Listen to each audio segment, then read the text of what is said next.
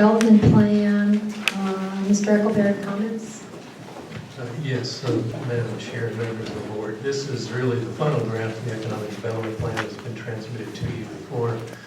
We've circulated for fairly extensive public review and comment over the last 3 to 4 months. We have received comments and incorporated those in the final draft. You heard from at least one member of the public suggesting modifications. Those are all fine. We can incorporate those. The chapter on supporting education was not intended to be simply isolated with regard to one level of the educational system. So with that, be happy to answer any questions you'd have. And really what this does is it really guides the policy direction of the board moving forward with regard to how we develop our budgets and make capital expenditures over the next 2 to 3 years. So this continues the process that we started back in 2012 with actually having a formally adopted economic development plan. Thank you. And I would note that given the recent downturn in the economy and what is happening globally, we're now operating, and we need to be operating under a new model to get a global competitive edge. And what I see, I think missing, or would like to see added, since we need to now start thinking on a global scale, and our recovery really needs to be focused regionally, is that we add, it's not only about Pima County, and I think Mr. Devine spoke to that to some extent. We need to start thinking more regionally, and I think it should be Southern Arizona. I mean, at this point, TRIO has changed its name to Sun Corridor, Inc., and is looking regionally. We need to also look regionally from a county perspective, and I would like to see this somehow include Yuma County, Cochise County, Santa Cruz County, as well as Pima County, because we are the border counties. And I think we have some synergies with Mexico that are quite apparent that could be accelerated if we were to include these partners. And I would also like to see Mr. Devine's comments reflecting education incorporated into this document. Is there Supervisor Valadez? Madam Chair, thank you. I agree with you in terms of the incorporation of Mr. Devine's comments. I think they only add to the declarations and frankly the statement that the economic development plan itself makes. Madam Chair, Mr. Huckleberry, I'd like you to please elaborate on the navigator position for Davis-Monthan, because I think it's a fairly new kind of development that came sort of as a result of hearing what other communities have successfully done for their military installations. Yes, Madam Chair and Supervisor Valadez, the navigator concept comes from really the STAR series with regard to military installations throughout the country and how communities interact with those military installations. And the position is one that we really haven't fleshed out, but it's contained as an identifier in one of the chapters with regard to the position. I think obviously the first test is whether or not the board believes that position should be included in the economic development plan. I think the second test is actually to interact with the military officials at Davis-Monthan to determine if in fact this is a direction that they would like the community to proceed. We hear that, in fact, they're actually talking about similar concept on the military side of Davis-Monthan. So I think that test is obviously something we need to do. The third one is basically to discuss with our regional partners. That means the cities and towns and the various interest groups that support Davis-Monthan, whether it be the DM50 or whether it be SATA, their position on the function.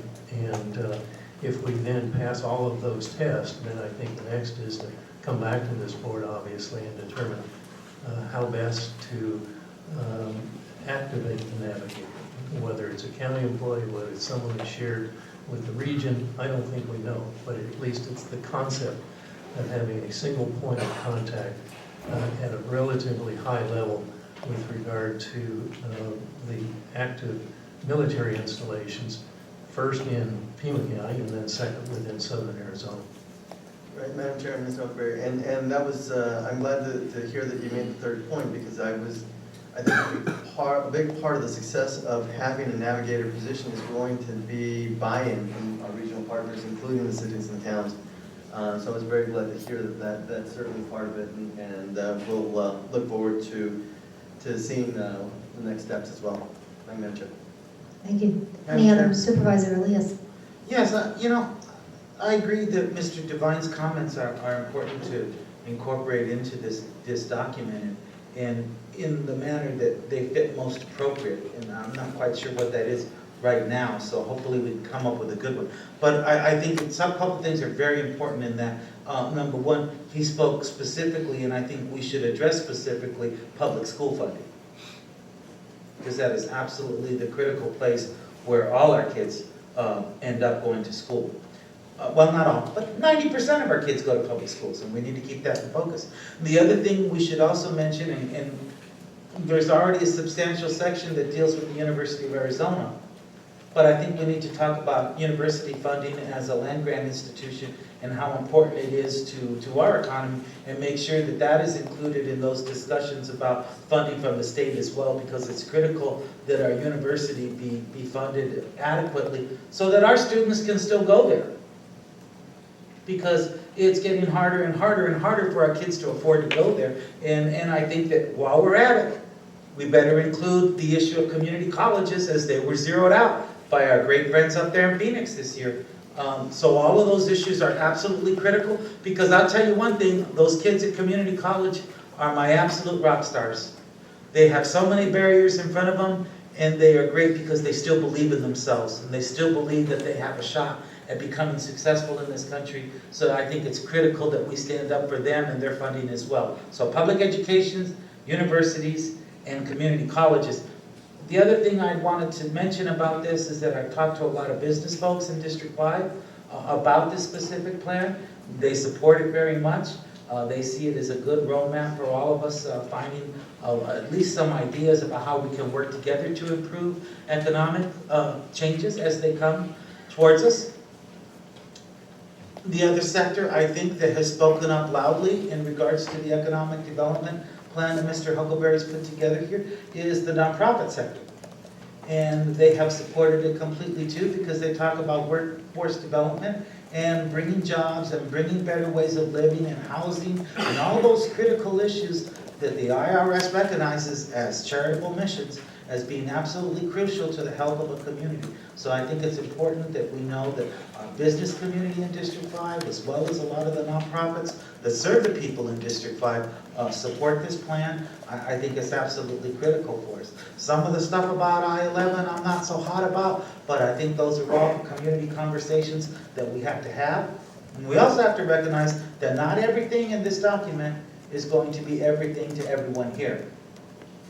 But it is a good document, and I think it creates a good road plan for all of us. Not road plan, I don't want to use that word because people will misconstrue it. It's a good plan for all of us to head down and try and get us headed in a better direction than we might be at this particular juncture. Thank you. And Madam Chair. Supervisor Miller.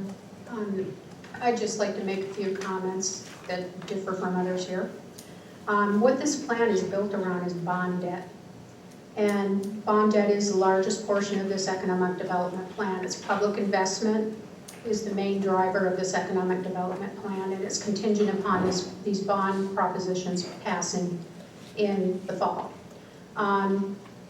You supplied a detailed plan for ending poverty, and I just like that: affordable housing, food security, transportation, education, training, parenting, healthcare, medical services, etc., income security. And in this plan, advocation for a gas tax is in there, which is one of the most regressive forms of tax. It impacts those among us who can least afford it, those trying to bootstrap themselves out of poverty. Bond debt causes increased burden on taxpayers and more specifically, businesses trying to survive. And we can't forget that there is no primary property tax protection in the form of a cap for businesses. In the short term, construction businesses will benefit, but after these projects are built, the payback for the bonds, operations, and maintenance will add additional burden, increase taxes, and these burdens will be directly borne by the very businesses that constructed these. And the burden for this falls on taxpayers as well. Taxes are a deterrent to economic development. Businesses will seek out opportunity in other areas, as evidenced by the boom in Maricopa versus what has been happening in Pima County due to our high tax rates. I'd like to remind everyone there was a very similar bond package passed in 2004, billed as economic development. It was going to make our economy boom. It was to the tune of $732 million. Open space, City of Tucson priorities, Oro Valley, Sahuarita, public health, public safety, parks and recs, libraries, river park, and flood control. Finally, you refer to the downtown economy as a cause for a lot of our problems, and the downturn in the economy, the downturn in the economy for causing a lot of our problems. And this 732 million bond, if it had had the impact that was projected, we should be doing very well now, because it was economic development is going to provide a boom. But we keep going back to the same recipe, and I believe we're going to end up in the same place 10 years down the road. We've got bonds that we're still paying for, and taxes that are increasing, because that's clearly going to happen. Economic development should be sustainable. And had it been sustainable, we would have seen a downturn during the recession, much the same way as Maricopa and every other county in Arizona saw. The pickup happened in Maricopa County. This is not a sustainable plan, economic development plan.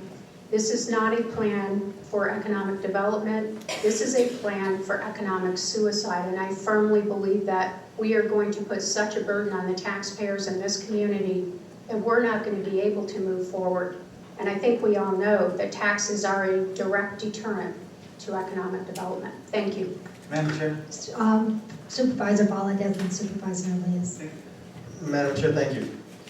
You know, the beginnings of this economic development plan happened probably about 2008, 2009, when several of us who were on the board then figured that doing exactly what we had been doing wasn't getting us anywhere. And the one thing we had become really, really good at as a community is exporting our young people. Getting them through school, getting them through college, and then saying bye-bye. And that, frankly, wasn't the kind of community we thought we wanted to be. We wanted to be a community that, you know, we were raised here in Tucson. We were born here, we were raised here, and we live here, and we're raising our families here. We thought that our children really needed to be able to do that. But in order to really be able to do that, we needed to provide other types of opportunities for our children. And the truth is, we weren't. And we weren't doing our part. So the vision of this economic development plan is to change our community. Is it going to change it next year? No. Is it going to change it 2 years from now? Probably not. But we didn't get to where we are today in 1 or 2 years. The truth is that expecting a different result and doing the same thing would be counter to the definition of intelligence. And I think we as a community are too smart for that. We understand what our issues are, and we need to move to resolve them. I have a different vision for our community. I think our young people should be able to raise their families here. And those young people need to be able to raise their families here. In order to achieve that vision, we need to do something different. And this economic development plan goes towards that direction, and I'm very proud to support it. Thank you, Madam Chair. Thank you. Supervisor Elias. You know, Madam Chair, I understand that Supervisor Miller has some different values that frankly she articulated very nicely. in her speech, and I respect that. However, I think it's like Supervisor Valadez said, this is about change. This is about creating a place that's different, where our children can continue to work here and find lives and find opportunity here. But I think it also maintains our community values, and there's nothing wrong with that, because Tucson has good community values. And to suggest that those values are the reason that we faced an economic slump in 2008 makes us sound like we live in a vacuum. My recollection of it is that there was a worldwide economic slump that took place, and that we were a small cog in a part of all of that, and we have to recognize that we don't live in a place on our own. And if you start to think about those bonds in 2004, you may not like them, and you know, people smirk and people do all kinds of things when they think about them, but even the most controversial of issues, the courthouse that we built down here, without building that courthouse, it's probably about 3,000 families that would have been out of work and unable to find work, because the only construction jobs that were happening were Pima County construction jobs and some jobs over at the University of Arizona that had some state funding. Without that, those families would have suffered tremendously. It makes a difference. Every dollar that we spend ends up in the private sector. And I think that's critical to understand, and it's also an important part of how you put together an economy on a much broader scale. Again, just like Supervisor Valadez, I'm proud to vote in favor of this. Thank you. And just to piggyback on what you said, Supervisor Elias, again, I want to talk about our the need to have a global competitive edge, and we need to synergize our efforts with our partners, and those partners may be private sector, but they should also be the other counties, and that way we'll strengthen all of Southern Arizona's collective assets that will allow us to compete on a global scale and market this binational, and I think that's important. This binational region is a world-class center in integrated R&D, manufacturing, procurement, and don't forget the freight hub and international trade. Those are economic opportunities that we need to capitalize on. And Supervisor Miller's brought up something in her statement about community development. As we look at that portion of the economic development plan, I can tell you I was rather shocked at the CDBG process this year, because communities like Picture Rocks, 3 Points, Avon Valley are no longer eligible for CDBG based on the federal government's definition of stress. I think that we need, as part of this economic development package, we need to look at developing our own economic stress indicators. Because I can tell you, Picture Rocks has not recovered, Avon Valley hasn't recovered, Ajo hasn't recovered, and yet several of those communities are no longer immediately eligible for community development block grants. Madam Chair? Supervisor Miller. Just to respond to that, the fact that they're not getting economic block grants, or they're not getting the block grants anymore. When we impose more debt and more burden on taxpayers in this county, we have a vicious cycle. You're going to drive more people into poverty that are barely on the edge. The elderly, the very poor that are just now trying to get themselves up by their bootstraps, and we're going to impose more taxes on them to pay for all of this. End of the day, you'll eventually run out of other people's money, and that's a fact. That's been proven over and over again. And as long as we continue doing the same things over and over, and I think 2004, if you go back and look at that bond package and the components of it, very similar to this bond package, 732 million, this one's 815 million, and this is going to put Pima County on the map as continuing to have the highest debt, highest taxes in this state, and there's absolute reason that we're not getting the economic development down here as Maricopa has. We were all in the same recession. You made that point. And Maricopa was in that recession as well, since you made that point. But they've recovered, and we have not, because we did not build a sustainable economy. Yeah, we had courthouse jobs, but they're gone now. So now we need to pass another bond to keep more jobs coming. When are we going to figure out that the same, going over and over with the same solution is not going to work? for the economy of Pima County. And those are my points, and I strongly believe that. I think we have the proof here. We're out of jobs. The courthouse is built. We need more bonds. Again, thank you. Thank you, and I would just note that how we recovered from World War II was under a Republican president, Dwight D. Eisenhower, and we did it by building infrastructure. And with that, what's pleasure of the board?